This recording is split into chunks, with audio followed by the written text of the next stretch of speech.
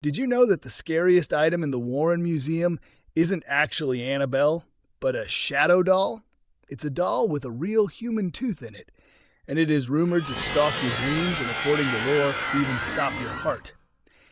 Before we continue, and for those who don't know about it, the Warren Museum was a place in Monroe, Connecticut that displayed all sorts of occult and supernatural artifacts like the haunted Annabelle doll, which many of you know from the movie series of the same name. And I said was because for now, the Warren Occult Museum, its official name, has been closed to the public since 2018.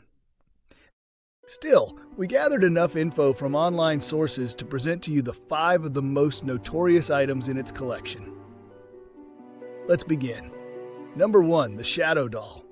Since we started here, let's look closer. Ed and Lorraine Warren, the husband and wife team of paranormal investigators who started the museum in 1952, claim the Shadow Doll was created using black magic and animal bones. They were the OG Ghostbusters, investigating supernatural phenomena since the 50s. The Warrens claimed that the Shadow Doll wasn't possessed like a ghost. It was a conjured object meant to carry a curse. Lorraine, a trance medium, warned that even just looking at its image could invite it into your subconscious. But it gets weirder. If you look at its face, you'll see it's adorned with real bird feathers and that human tooth I mentioned earlier. Ed Warren actually found this doll in an antique shop, but the story he told was that a witch doctor originally created it for a very specific dark purpose, to send photos of the doll to his enemies. The idea was that once you saw the photo, the curse was activated. You'd start having these hyper-realistic nightmares where the doll would visit you. According to the Warrens' files, these weren't just bad dreams. They were so terrifying that they could cause a physical shock to your system, leading to those rumors of the doll literally stopping a person's heart. It's why the museum kept it under such heavy spiritual protection. Do you know how hard it is to maintain a deadly subconscious presence when everyone is sharing my photo on social media? I'm supposed to be a terrifying curse, not a meme. I have a brand to protect, you know.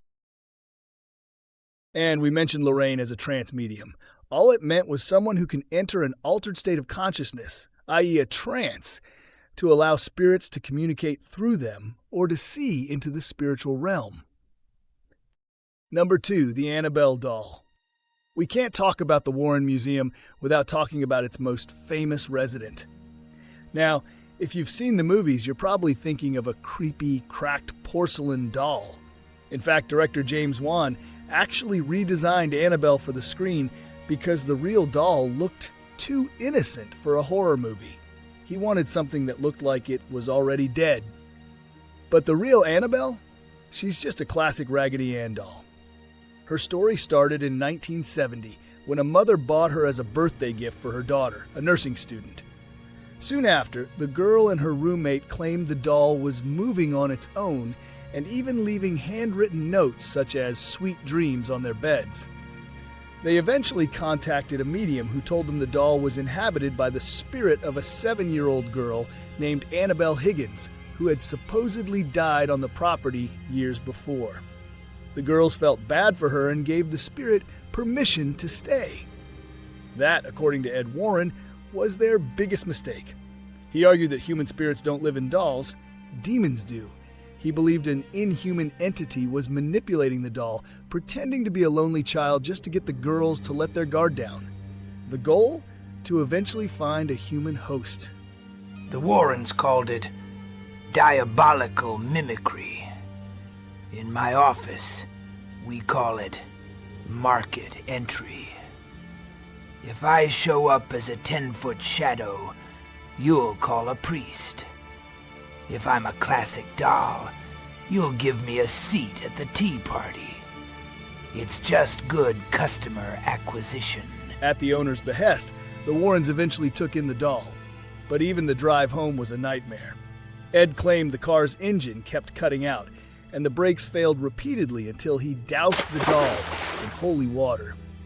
Up until the museum closed, Annabelle stayed behind a glass case that was reportedly blessed by a priest twice a month to keep that entity contained. Number 3, the Satanic Idol.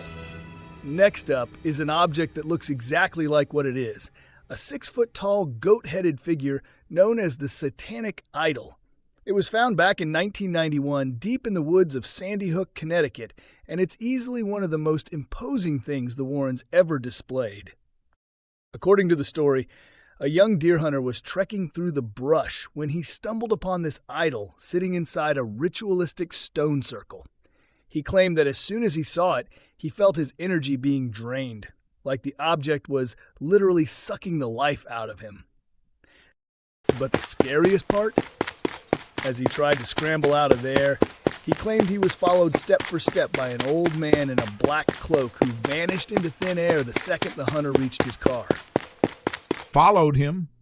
I was just trying to return his compass. Everyone sees a black cloak and assumes satanic ritual. I'm just a retiree with a hobby.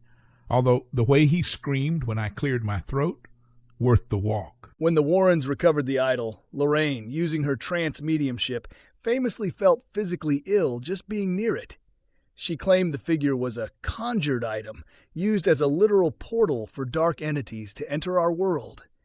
The energy from this thing was so intense that after they brought it back to the museum, Lorraine allegedly suffered from bouts of levitation and even fell into a catatonic state for days. To the Warrens, this wasn't just a statue. It was a standing invitation for something malicious. Number 4, the Conjuring Mirror. Next, we have the Conjuring Mirror. This isn't just a fancy antique, it's what's known as a scrying mirror. Scrying is an ancient practice where you stare into a reflective surface, like a dark mirror or a crystal ball, to try and communicate with spirits. Ever play Bloody Mary? That's the most popular form of scrying. And this is where Lorraine's skills as a trance medium really come into play. To the Warrens, a mirror wasn't just glass. It was a two-way door. Lorraine would use objects like this to enter her trance states, but she warned that for an untrained person, looking into this mirror was like leaving your front door wide open in a bad neighborhood. And here's a bit of movie trivia for you. Even though Annabelle gets all the fame, the latest movie, The Conjuring Last Rites, suggests that the entire franchise was actually named after this mirror. The real-life lore is just as creepy. Visitors have reported that if you stare into the glass long enough, your reflection begins to rot until you're looking at your own corpse. Others have seen a shadowy figure standing directly behind them in the reflection, but when they turn around, the room is empty. Ed Warren used to tell people that the mirror invites things in, and once that door is open, it's almost impossible to close. It's why the mirror was usually kept covered with a white sheet in the museum. Number 5, the haunted organ. Lastly is a massive piece of furniture that supposedly brings its own soundtrack. This organ was taken from the home of a deceased priest, a man who dedicated his life to God, but left behind an instrument that apparently preferred playing for the other side. Ed Warren frequently reported being woken up in the middle of the night by the sounds of this organ playing through the floorboards. But it wasn't just random noise. He claimed it would play deep, somber funeral dirges at exactly 3 a.m., what many call the witching hour, or the time meant to mock the Holy Trinity. What makes this especially creepy is that the organ wasn't plugged in, and in some cases it was mechanically impossible for it to make sound on its own. To the Warrens, this was a perfect example of residual haunting, or infestation.